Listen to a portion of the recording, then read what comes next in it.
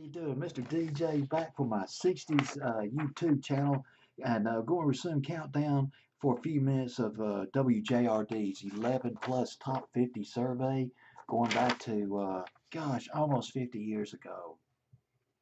Can you believe it? October 31st, 1966. Guys Standard coming up at number 52. Poor Side of Town by Johnny Rivers. Johnny Rivers did a lot of covers. He covered Maybelline by Chuck Berry.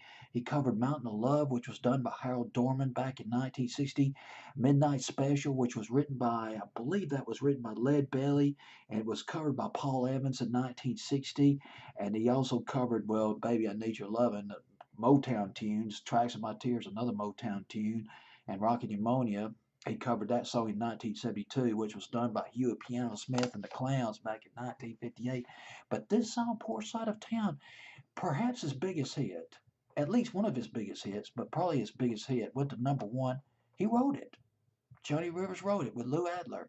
Lou Adler produced this record. Lou Adler, who produced records by the Mamas and the Papas at that time, back in 1966, 67, later would produce hit albums by Carole King in the early to mid 70s. He produced this record for Johnny Rivers. The Wrecking Crew played on this record. That's right, they backed him up.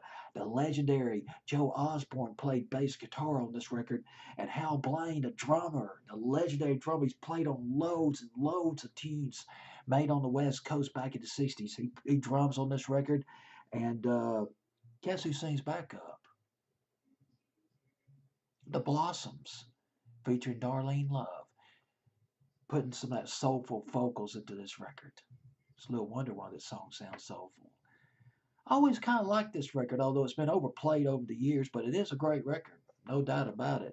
Johnny Rivers at number 52 on WJRD Tuscaloosa survey of October 31st, 1966.